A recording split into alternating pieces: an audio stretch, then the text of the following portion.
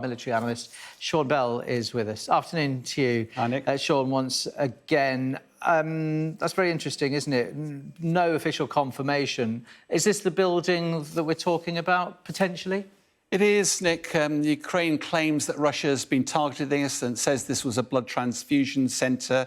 Obviously, the images are pretty dramatic. It's of the destruction. And President Zelensky went to social media on Twitter and was clearly very angry around this. But it is worth setting some context here, because overnight there have been a mass of Russian missile attacks across the whole of Ukraine, all the way down from the southwest Odessa up to Kharkiv in the northeast. There are also reports that some of these missiles actually came from Belarusian territory. Now, if that was true, that would mark a major escalation. But what Ukraine reckons is that's some electronic warfare that Russia's using to try and make it look like they came from there. But we'll keep an eye on that. But Ukraine claimed there were 70 missiles. This is the results of a grain store that was hit just southwest of Kyiv. Inevitably, although Ukraine claims they shot down most of them, some get through, and even those that didn't, the debris falls down. And therefore, the attack on the blood centre might or might not have been deliberately targeted. We just don't know.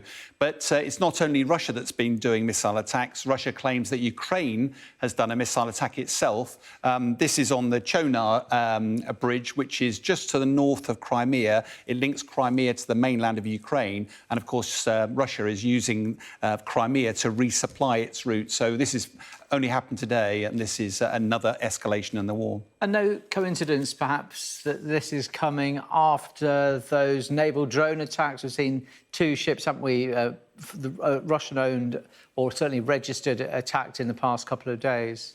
Absolutely right. I mean, it looks like retribution, which sounds daft in the middle of a war, but the harsh reality is that Russia has lost two ships that they're never expected to lose. But this is a bit of a sideshow, to be honest. Let's go on to the main story, which is actually the war is split into two halves at the moment. In the Donbass, actually, Russia is actually on the front foot. Up to the north there at Kupiansk, it's taking ground, and it's slowed down the Ukrainian advances around Bakhmut.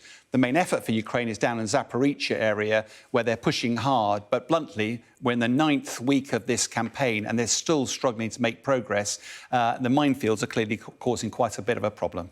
Well, we'll see what happens from now on in. As ever, Sean, thank you very much indeed.